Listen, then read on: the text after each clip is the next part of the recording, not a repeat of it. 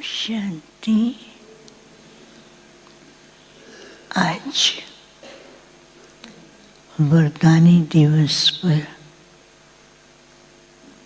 आप सबकी याद प्यार लेके जैसे मैं वतन में पहुंची, वतन में तो पहले से ही बाबा और बच्चों की बहुत सुंदर महफिल लगी हुई थी। एक बहुत बड़ा पैनोरामा टाइप स्थान था। चारों ही तरफ अलग अलग प्रकार के डेकोरेशन और ऊपर से सितारे चमकते हुए लाइट, और बाबा के सब बच्चों के ऊपर वो लाइट की किरणों से हर एक का श्रृंगार हो रहा था। तो इतना सुंदर दृश्य लग रहा था कि जैसे सब फरिश्ते एक नई दुनिया में महफिल मना रहे हों। कुछ सेकंड के बाद मैं देखती हूँ कि कुछ बच्चे बाबा के साथ खुशी में झूले में झूल रहे हैं। कुछ बच्चे बाबा से बहुत प्यार से रूहान कर रहे थे, और कुछ बच्चे स्नेह के मोतियों की माला से बाबा से ऐसे मिल रहे थे जैसे कि बाबा के प्यार में खो गए हों। और कुछ बच्चे ऐसे थे, वो एक साइड में खड़े हुए बाबा को देख करके सोच रहे थे। तो बाबा ने क्या किया, उन बच्चों को सामने से दृष्टि दी, और वो तो दो सब के सब बाबा की बाहों में समा गए। तो ये महफिल कुछ टाइम तक चल रही थी, और बाबा भी बच्चों के साथ बहुत प्यार से मिलन मना रहे थे।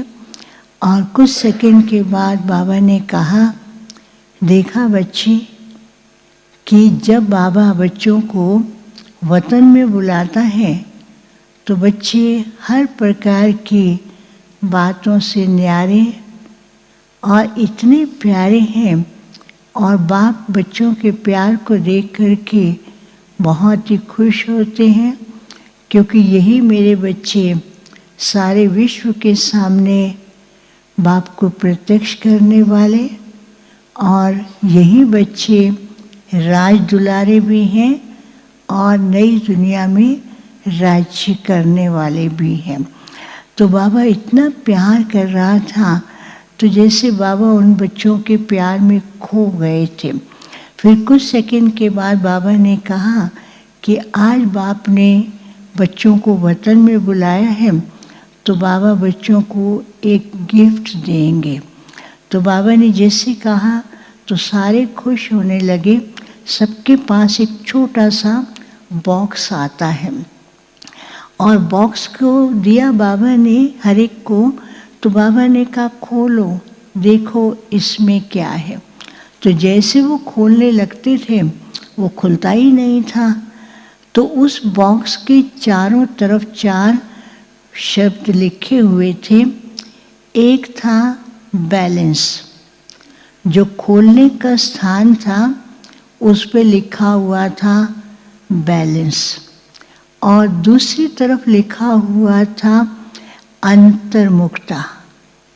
तीसरी तरफ लिखा हुआ था स्वस्थिति, और चौथी तरफ लिखा हुआ था बाप की प्रत्यक्षता के लिए बाप समान। तो ये 4 बातें थी।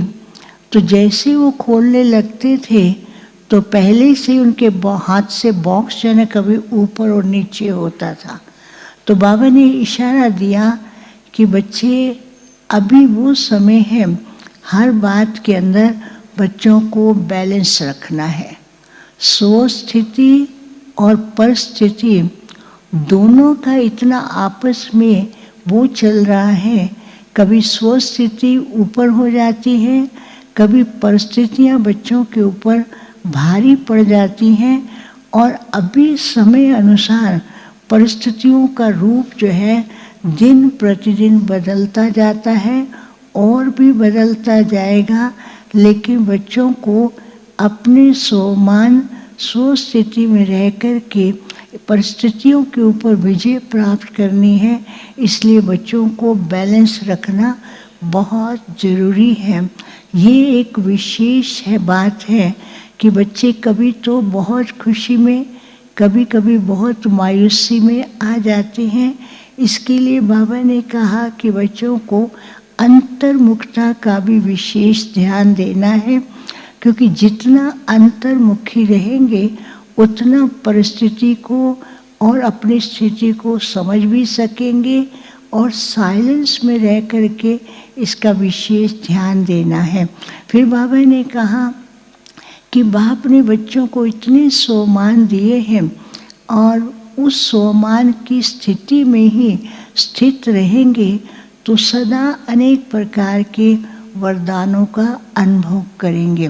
फिर तो जैसे बच्चों ने बॉक्स खोला, ऐसे बॉक्स खोलते थे, उस बॉक्स के अंदर एक क्रिस्टल निकला, लेकिन वो क्रिस्टल ऐसा था जैसे कि बिल्कुल ट्रांसपेरेंट भी था और उस क्रिस्टल के अंदर एक कुछ ऐसा लिखा हुआ था, तो उसमें से लाइट निकलती थी और लाइट निकलते ही तो ये लिखा था लक्की सितारे। तो बाबा ने कहा कि देखो ये सारे बच्चे मेरे भाग्यवान लक्की सितारे हैं। जब से बाप को पहचाना तब से इनका लक भाग्य जो है वो बहुत ऊंच बना है, लेकिन बीच बीच में इस सितारों के ऊपर बाहरी प्रभाव की छाया पड़ जाती है। मीन्स बाहरी प्रभाव की जो धूल आती है ना, तो वो लक को कभी कभी ऐसे छिपा देती है।